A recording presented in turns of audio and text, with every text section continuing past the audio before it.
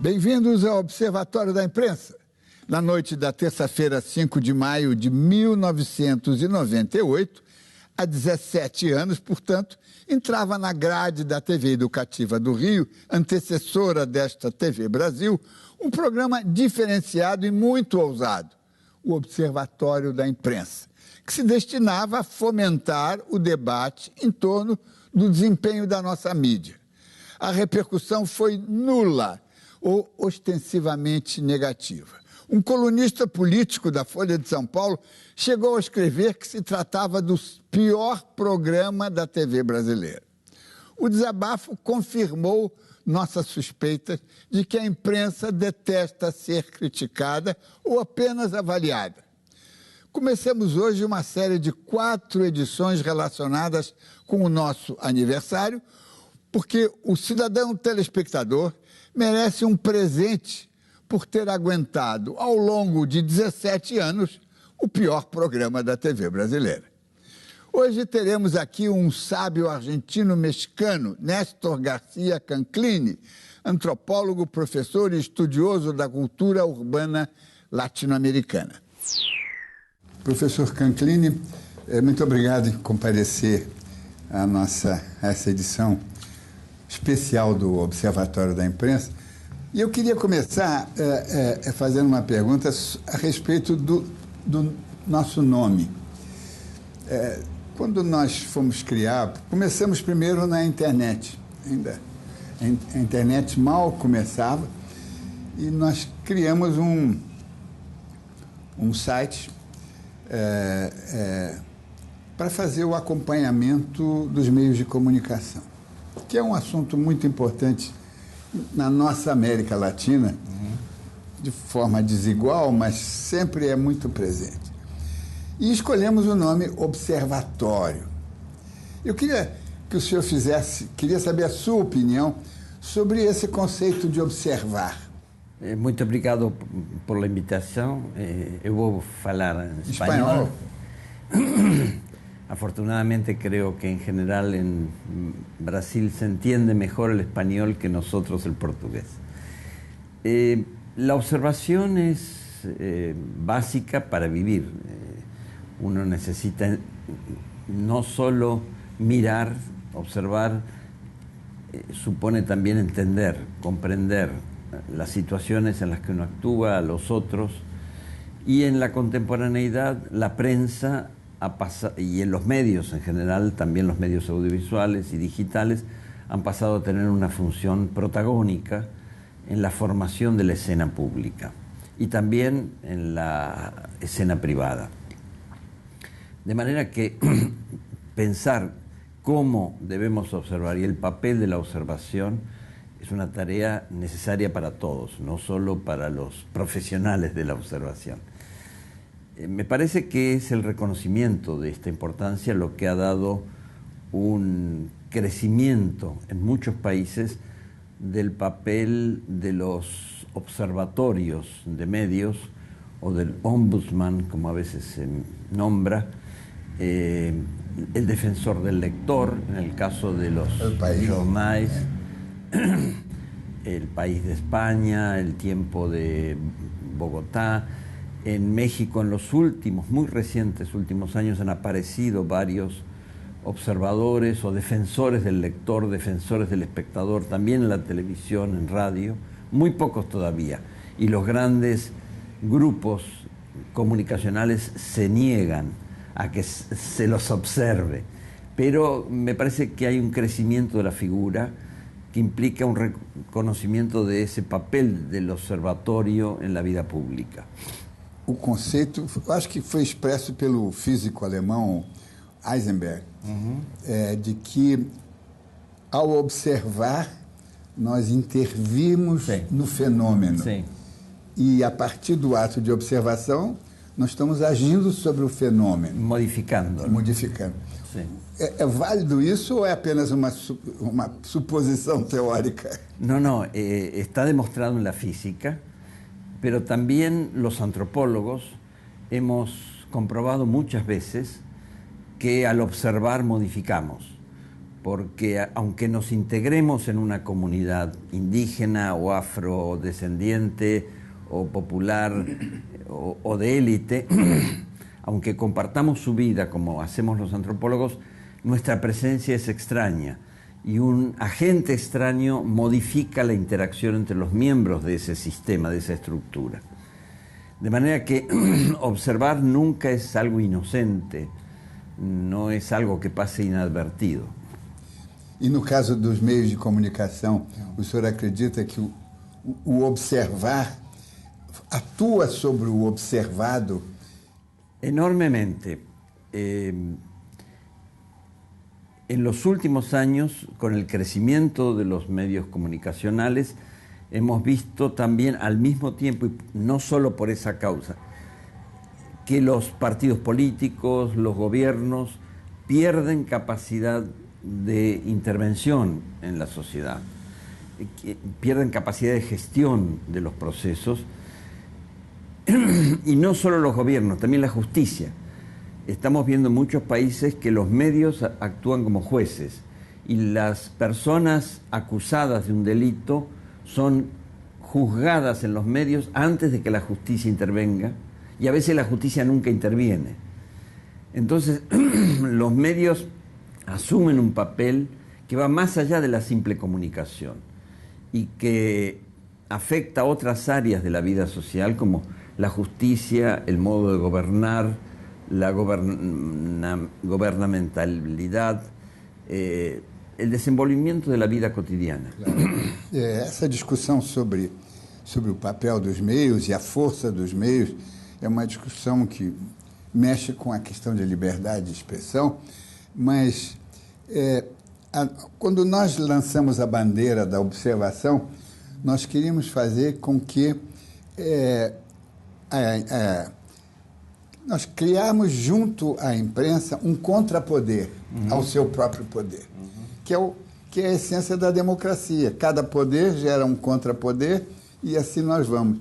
Então nós temos, por exemplo, e o senhor mencionou muito bem, essa má vontade dos grandes grupos de comunicação de conviver com os seus observadores.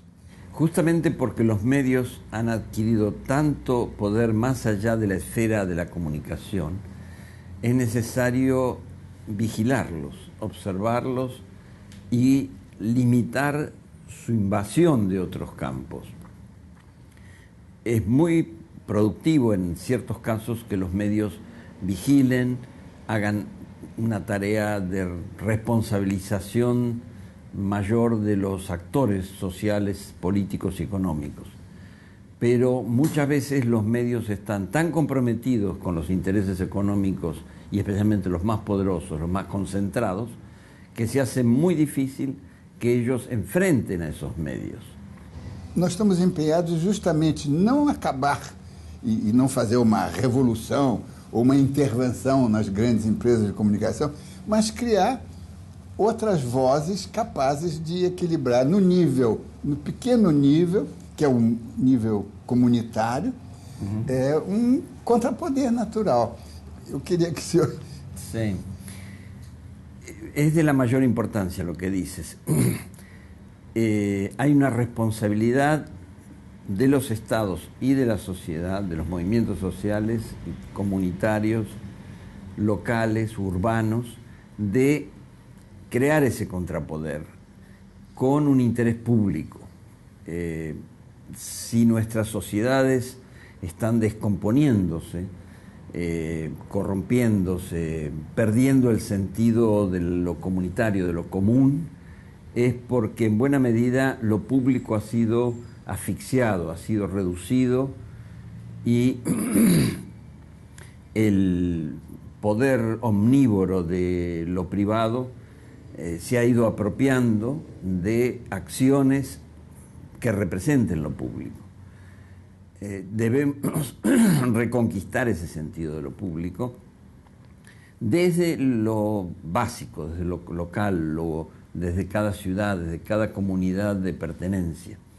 Hay que decir también que los medios están obligados a redefinirse en esta época de comunicación digital en que las redes sociales están dándonos todo el tiempo, durante todo el día, información para contrarrestar los poderes fácticos privados.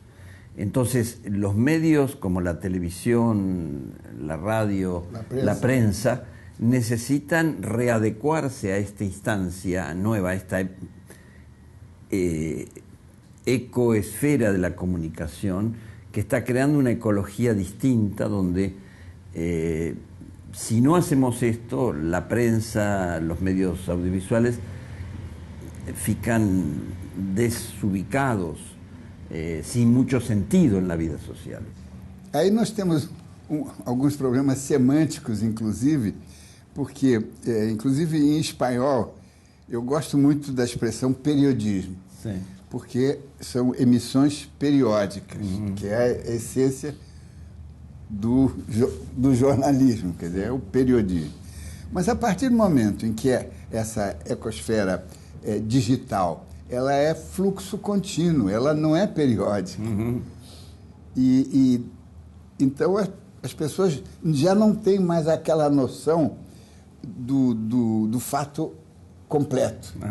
Y también porque a veces hay poderes interesados en volver opaca la vida social, ocultar los hechos.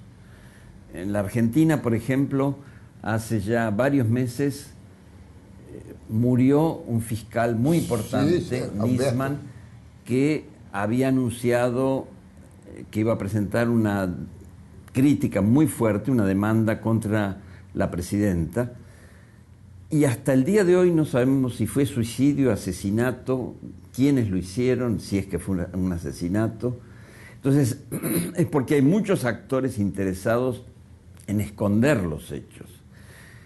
Y en ese sentido también el papel de las redes sociales puede crear la falsa ilusión de que estamos muy informados, cuando en realidad lo que está sucediendo a menudo, no siempre, es que se multiplica el flujo de información, nos abruman con una cantidad muy grande de datos, de opiniones, más que datos.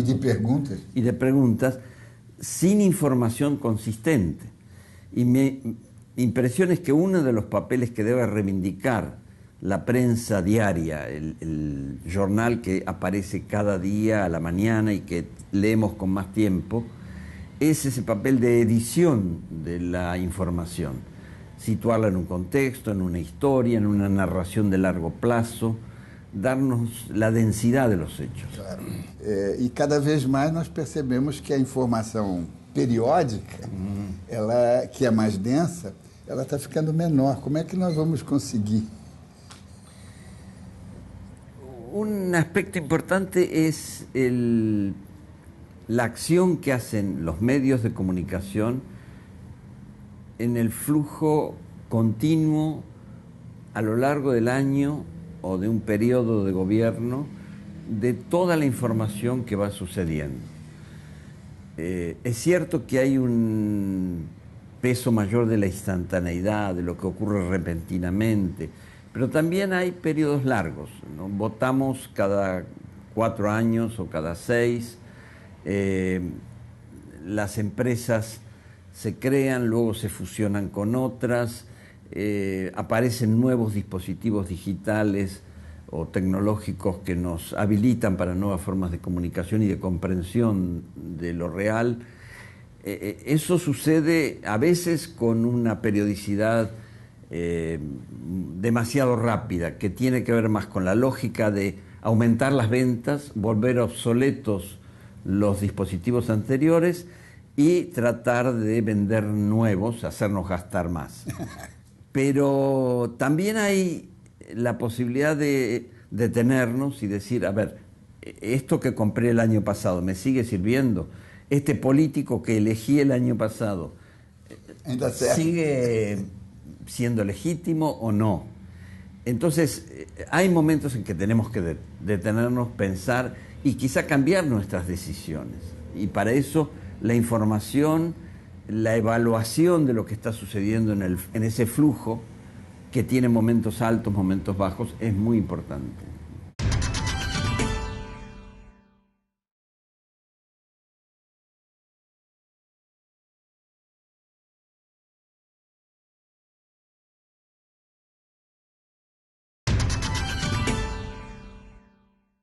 O Observatório da Imprensa está de volta com a entrevista especial do antropólogo Néstor Garcia Canclini.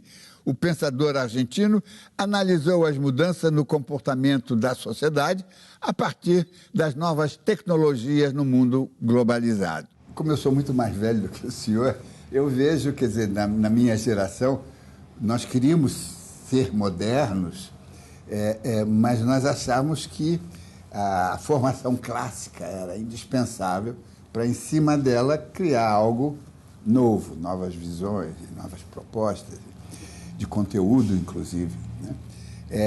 Mas hoje a coisa é muito precária e, em cima disso, está se criando valores precários, relativos, não é? Relativistas. Eu acho, pelo menos para mim, preocupante. Hay distintos tipos de precariedad.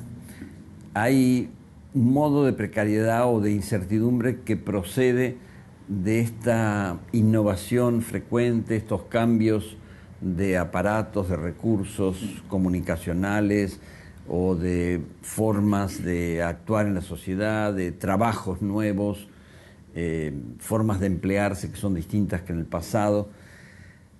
Pero también hay precariedad que es resultado, para decirlo rápido, del neoliberalismo, de esta flexibilización radical de los mercados laborales y del resto de los mercados comunicacionales, de actuación social, en los que hemos sentido que nos quitan las redes, nos quitan la protección social, los seguros médicos, la continuidad en el trabajo.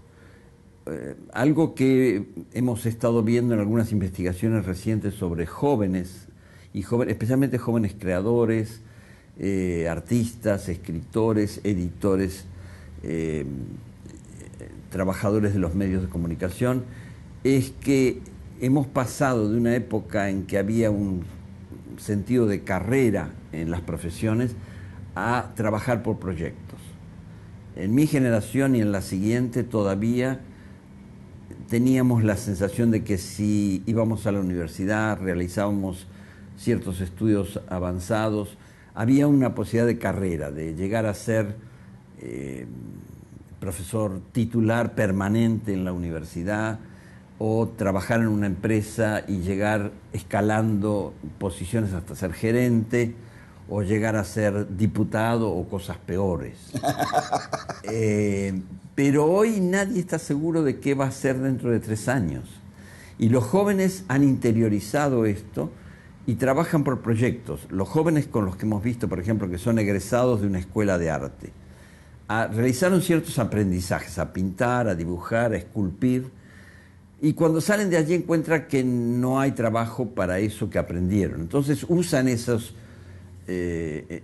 habilidades, esos entrenamientos para diseñar páginas digitales, hacer la escenografía de una película, de un programa de televisión.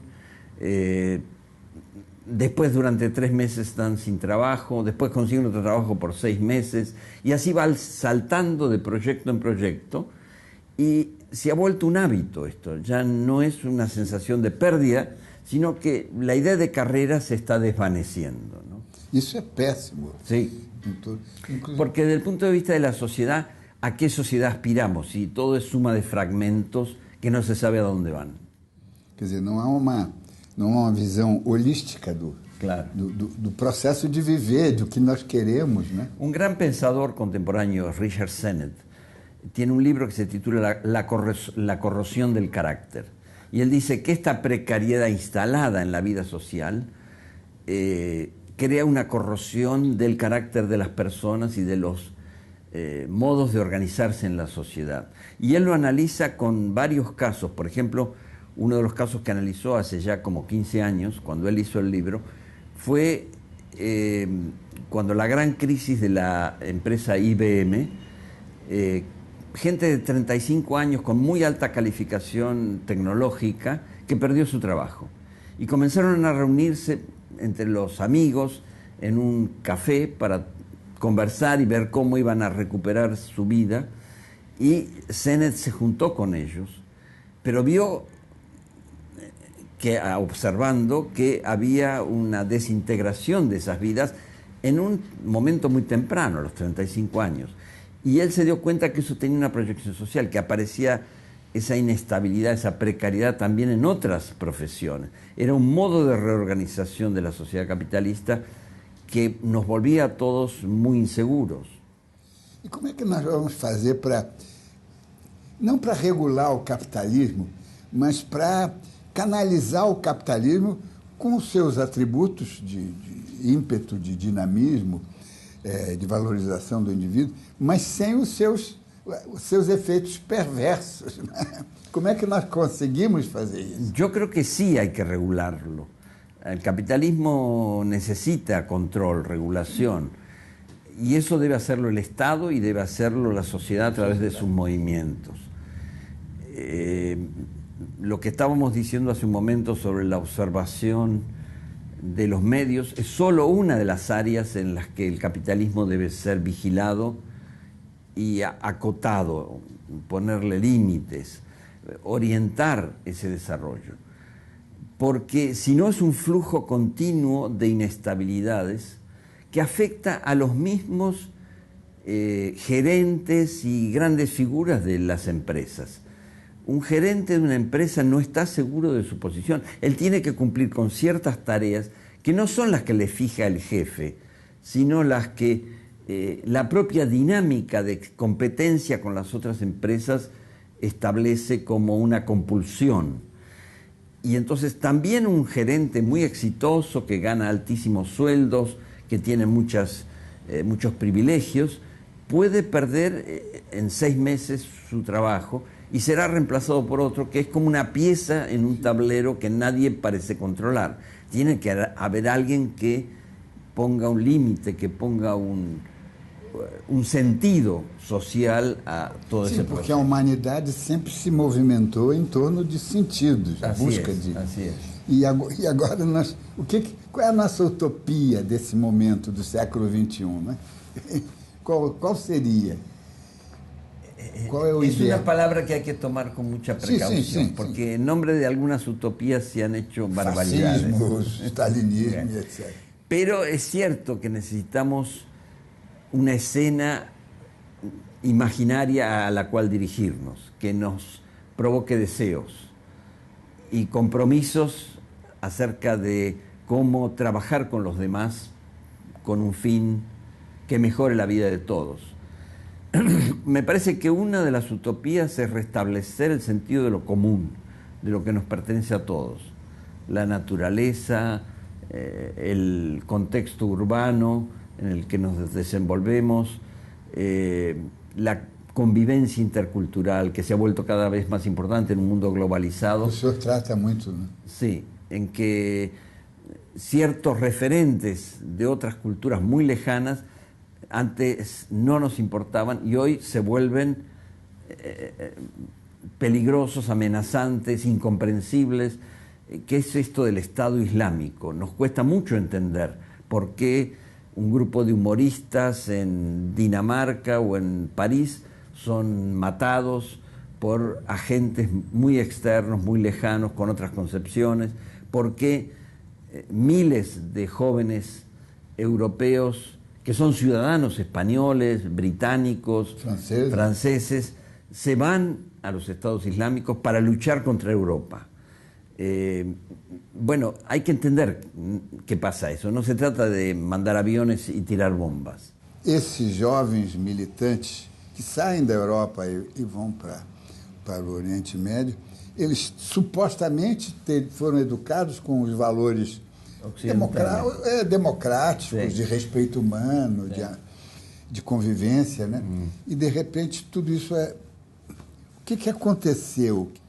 Lo que señalan algunos investigadores es que hay un gran descontento con el desarrollo europeo, y yo creo que es un descontento muy justificado.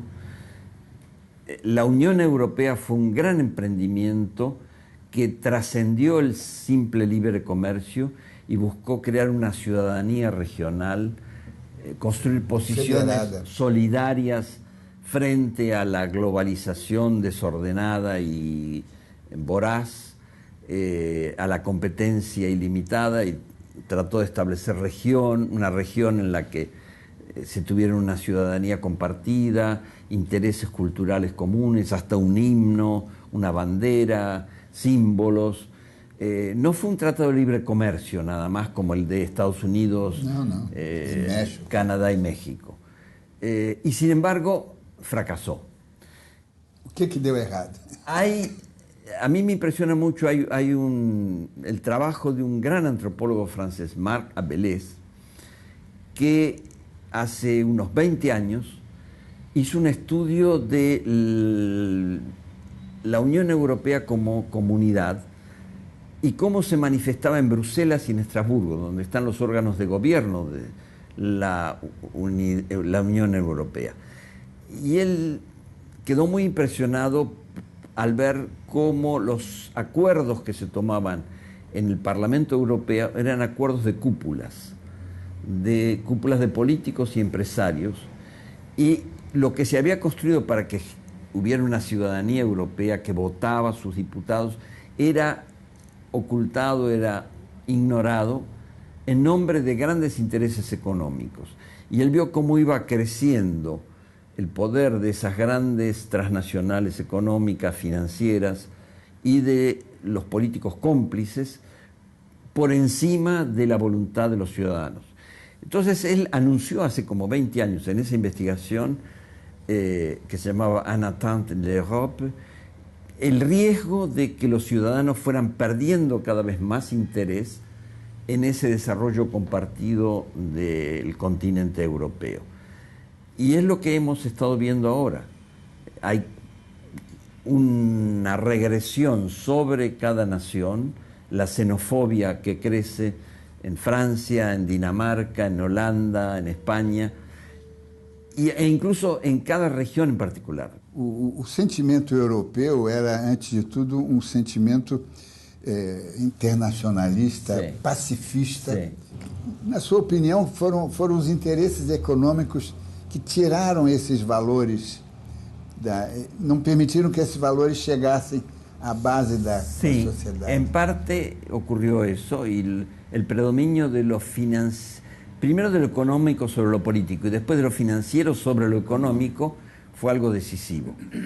Pero hay otros aspectos. Si es que en este mundo mucho más intercomunicado comenzaron a llegar migrantes de África, de Asia, de América Latina, y hace ya como 15 años que en grandes ciudades de Europa tenemos 3, 4, 5 millones de turcos en Berlín, de kurdos, de marroquíes en España, en Italia, en Francia. Entonces, una pregunta que se han hecho algunos antropólogos europeos es, por decirlo de una manera un poco incómoda, pero ¿qué capacidad de digestión tiene una cultura de lo extraño, de los otros que tienen otras formas de vida, mujeres que usan velo, niños que van a la escuela con otras formas de aprendizaje? Entonces, no es simplemente un problema de decir no debemos discriminar o decir son incompatibles. Hay que ver cómo crear formas de convivencia que no sean colonialistas o imperialistas. Y Europa ha seguido siendo colonialista e imperialista. Siempre de cima para baixo. Quer dizer, a Europa, orgulhosa dos seus valores, claro, acha que claro, pode impô-los, sim, e não tenta conviver com o oposto, com claro, o diferente. Claro. ¿No? Cuando el gobierno francés, que es quizá uno de los más rígidos en esto, insiste en que la escuela universal, laica, con lo que yo estoy de acuerdo, debe prohibir toda manifestación, no solo religiosa, sino cultural, como es el velo, por ejemplo, u otras manifestaciones que dan identidad a esas familias, y esas familias son millones. Es muy difícil entender cómo se puede convivir.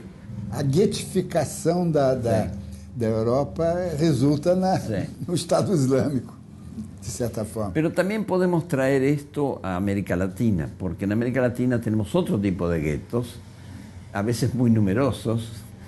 Me parece, no sé qué piensan ustedes, pero la presencia de unos 80 millones de afrodescendientes en Brasil. Es algo poco reconocido en muchas instituciones en Brasil. Y lo mismo ocurre con los indígenas en México, en Perú, en Bolivia, donde son muy numerosos y no han tenido un papel suficiente en los gobiernos, en la gestión de la vida pública, no se sienten representados por las leyes, sus lenguas no son debidamente reconocidas en la escuela. Si tienen un problema con la justicia, los obligan a defenderse en español, no pueden hablar su propia lengua. Entonces también hay muchas formas de articulación o de mestizaje insatisfactorio en América Latina que tienen su explosividad.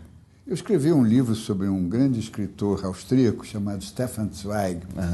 E ele escreveu livro sobre o Brasil, ainda nos anos 40, sobre Brasil, país do futuro, onde ele disse que o Brasil tinha resolvido o seu problema racial, porque ele andava na rua e via todos os matizes de cores, de epiderme. Ele achava que isso seria o caminho. Era justamente a época da guerra, onde o racismo na Europa era uma coisa. Ele achou que aqui nós havíamos resolvido. Como antropólogo, olhando o Brasil, olhando a rua brasileira, como é que o senhor vê esse? Me parece que la visión de Stefan Zweig es un poco ingenua. Sí. Porque no es solo lo que vemos en la superficie de una sociedad, sino cómo se organiza la sociedad para gestionar sus diferencias, qué capacidad tiene de crear todo el tiempo nuevos equilibrios, renovarlos y dar la participación correspondiente debida a cada sector. No sé, yo sigo bastante lo que sucede en Brasil y yo veo que hay dos grandes escenas donde los afrodescendientes tienen un papel importante, que son la música y el fútbol. Y lo mismo que digo de Brasil, lo pienso de México, donde aparentemente hubo un mestizaje más exitoso, entre comillas, entre aspas, pero fue adecuado para una época de construcción de la nación y luego no se fue actualizando en nuevas formas de coexistencia étnica. Entonces, lo que vemos es procesos muy complejos que llevaría mucho tiempo a analizar, porque hay formas de mestizaje, por ejemplo, que llamamos la ladinización de los indígenas, que es convertir a los indígenas en partes funcionales al aparato hegemónico controlado por los blancos, los criollos. Entonces no hay un reconocimiento suficiente de comunidades indígenas que hoy todavía defienden formas de cogestión interna, de elección comunitaria de sus gobernantes. Mas existem experiências Sí. no México? Sí, se ha conocido mucho la experiencia del neozapatismo en Chiapas, que ha sido y sigue siendo una experiencia muy interesante de autogestión autónoma de las comunidades indígenas, con muchas dificultades, con mucho hostigamiento externo del ejército, del gobierno, pero que subsiste. Pero había otras experiencias quizá no tan desafiantes políticamente para el Estado mexicano, como en Oaxaca hay 14 grupos étnicos, solo en el estado de Oaxaca. Entonces eso ya crea una complejidad, cómo dialogan lenguas diferentes, cómo conviven formas de administración del Estado, de la medicina, de las experiencias naturales y sociales. Y han logrado crear varios centenares, creo que son más de 500 municipios autónomos que funcionan superpuestos al aparato político nacional. Entonces se eligen alcaldes, diputados con el régimen de periodización del aparato nacional, institucional consagrado en la Constitución, pero abajo hay otro régimen de gobernamentalidad que está dado por las formas comunitarias de vida. Mas esse seria talvez caminho para o Brasil tentar resolver de uma forma não institucional, quer dizer, não convencional, esses valores culturais. Sí, pero me parece que hay diferencias en la cuestión afro que hay que considerar. Es muy impresionante que cuando uno ve las estadísticas, porque no se sabe bien cuántos indígenas hay en América Latina, pero hay entre 40 y 50 millones. En cambio hay 150 millones de afrodescendientes, son muchos más, y sin embargo tienen menos poder, tienen menor control de territorios propios, los indígenas tienen más control, más capacidad de autogestión, y se está estudiando por qué hay esa menor legitimidad o menor reconocimiento histórico de los afrodescendientes.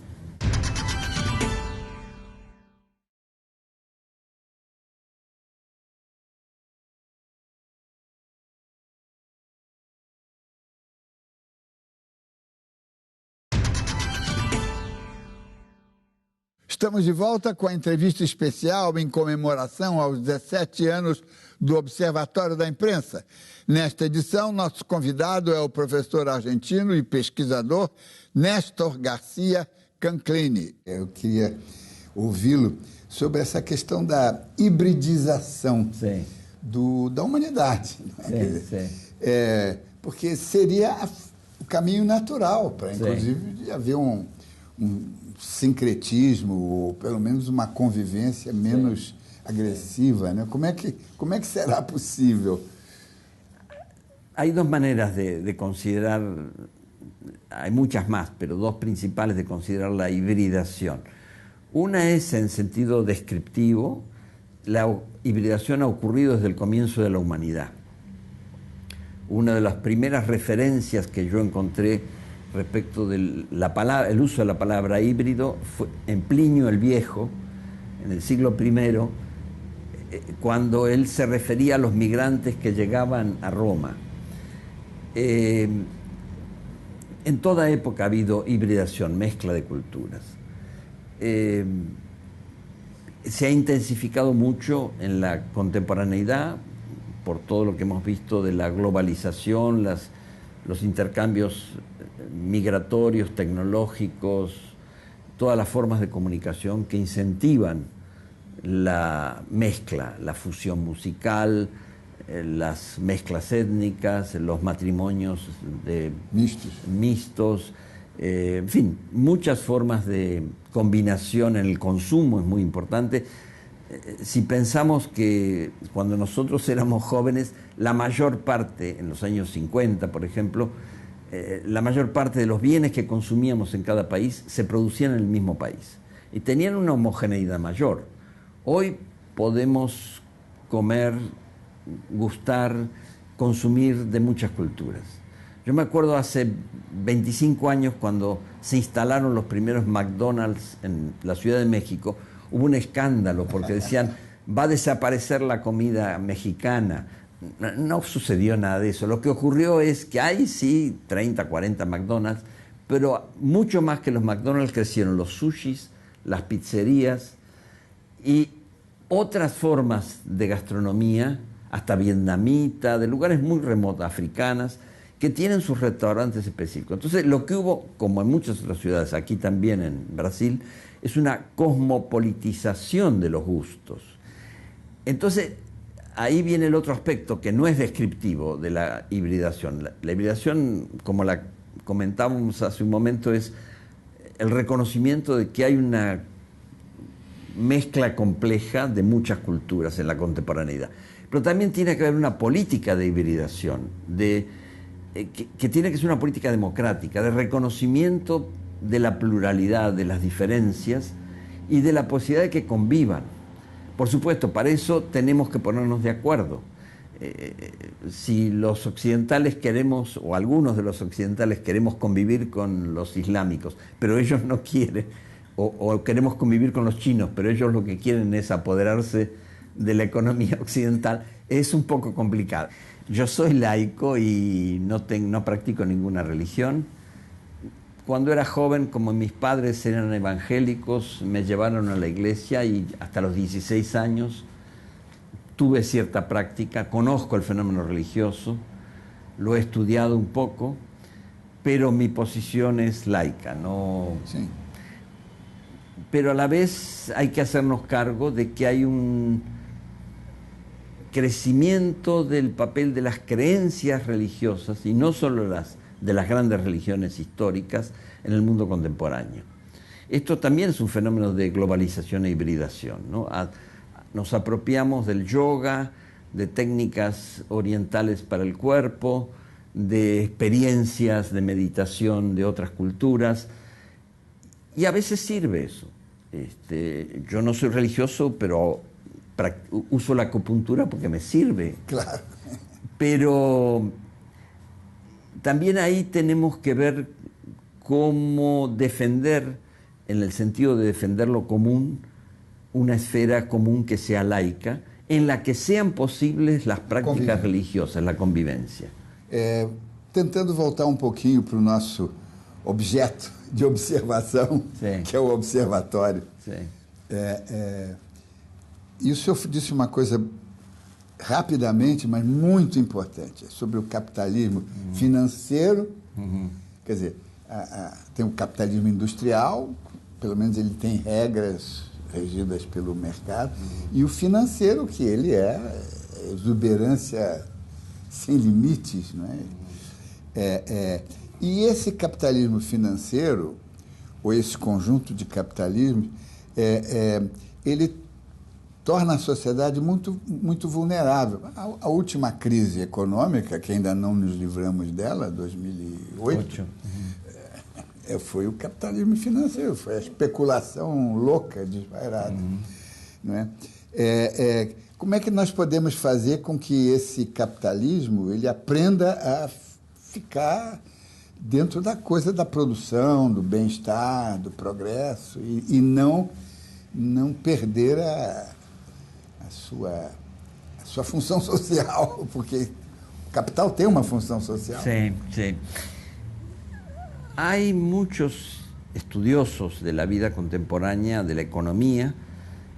Estoy pensando en Joseph Stiglitz, en Paul Krugman, ahora más reciente Piketty, que están diciendo el capitalismo agotó un tipo de proyecto y lo desvirtuó, se desvió de algunos objetivos históricos que le habían dado sentido como época de la humanidad. El socialismo, ya sabemos también, fracasó, creó muros, se descompuso internamente, se corrompió. Se violentó mucho, destruyó población. La experiencia rusa actual, que es un país mafioso, no es algo que surge de la nada, es en parte la consecuencia de la descomposición del socialismo o de lo que se llamaba socialismo, pero en realidad estalinismo, en el país donde tuvo más éxito. Entonces tenemos que repensar los modelos de sociedad en el socialismo y en el capitalismo. Me parece que tenemos dos grandes herencias problemáticas que tienen su valor crítico, porque lo tuvieron. El capitalismo surgió como crítica a lo premoderno y otro modo de trabajar con la naturaleza, con la experiencia social, con las transformaciones de la vida, y el socialismo también. Entonces estamos en un momento de transición, va a ser largo, no es algo que se va a resolver en los próximos 5 años, y pensar colectivamente cómo contribuimos a essa transformação. Mas aplicado isso no nosso campo das comunicações, da comunicação social, existe um movimento, e nós, o Observatório da Imprensa, está empenhado em criar experiências de entidades periodísticas, jornalísticas, não lucrativas. O senhor, como antropólogo, vê possibilidade disso criar un sistema más sadio? Sí, en las comunicaciones y en otros campos se ha desarrollado en los últimos años, como consecuencia de este malestar social, lo que se llama la economía social, la economía colaborativa. Solidaria. Y tenemos que desarrollar esas experiencias. La economía no es mala, la economía es indispensable, como el consumo también es necesario. O sea, a veces se critica el consumismo. No, es bueno consumir, lo malo es consumir poco. Y el problema es que grandes sectores de la población consumen poco. Entonces, es cierto, si queremos que esos sectores consuman más y mejor, de mejor calidad, es necesario que los que consumen mucho lujo, mucha ostentación, también cedan un poco, ¿no? La economía solidaria es la manera de organizar la sociedad que reconoce las necesidades de los otros y que piensa que el bienestar de cada uno está dependiendo del bienestar general. Agora, para encerrar, eu queria... Nós temos uma grande curiosidade sobre o que se passa no México. Eu queria que o seu olhar antropológico, não apenas científico, mas sobretudo humano, não é? Sim. Trouxesse essa experiência, o que está se passando lá, essa sim. observação sua. Sí, sí. Yo comencé a vivir en México en 1976, cuando tuve que salir de la Argentina por el golpe militar. Y encontré un país muy hospitalario, en crecimiento, donde se creaban nuevas plazas de trabajo, donde era fácil conseguir trabajo y había una gran receptividad para muchos extranjeros, no para todos, pero para muchos, para los que fuimos de Sudamérica, hubo una gran disposición para recibirnos e incorporarnos. Ese país cambió, se fue volviendo un país, como en lo que decíamos del resto del mundo, cada vez más financierizado, donde la economía en su sentido social, que en buena parte fue desarrollada en las épocas postrevolucionarias, se fue eliminando para beneficiar a los bancos, a los grandes empresarios. Hay fortunas como la de Slim, que está en los primeros 2 puestos de la lista Forbes, y así muchos otros. También en los primeros puestos, de los primeros 50 puestos de la lista Forbes, hay jefes de la mafia, el Chapo Guzmán, por ejemplo. Entonces, eso está indicando que ese crecimiento de la economía se ha hecho en parte por el crecimiento de la informalidad que se desliza muy rápidamente a la ilegalidad. Después a delincuencia. Y a la delincuencia. Y entonces el país ha ido aceptando, el país, los gobiernos sí, sobre todo, pero una parte del país también, porque para que funcionen las 20 y tantas mafias, cárteles que hay en México y que disputan el territorio y generan mucha violencia en esa disputa, se necesita centenares de miles de personas de la población, muchos jóvenes, que estén colaborando, que estén siendo absorbidos por esas actividades delictivas. Ha fracasado claramente lo que el presidente Calderón había llamado la guerra contra el narco. La represión, la militarización del problema no sirve. Hay que encararlo como un problema social. Y eso es lo que todavía no se hace, ni siquiera con el actual gobierno. Se sigue tratando de crear bolsones de crecimiento económico que fracasan porque aún las carreteras están obstruidas por la actividad delictiva. Lo que hemos visto en los últimos años es que no es solo la relación con la droga, sino con otros 22 tipos de delitos, secuestros, extorsiones, tráfico de órganos, tráfico de centroamericanos que quieren cruzar México para llegar a Estados Unidos y así siguiendo. Entonces, es un problema extremadamente complejo y lamentablemente México, por su cercanía con Estados Unidos, por muchos otros factores, es un laboratorio terrible, aterrorizante de esta experiencia internacional. Professor Canclini, só para encerrar, sí. ¿O senhor es optimista? Varias veces me hacen esta pregunta y digo que ni el optimismo ni el pesimismo son conceptos productivos en las ciencias sociales. Uno tiene que ser, en principio, escéptico, dudar de lo que le cuentan y observar para entender. Muito obrigado pela aula. Boa noite.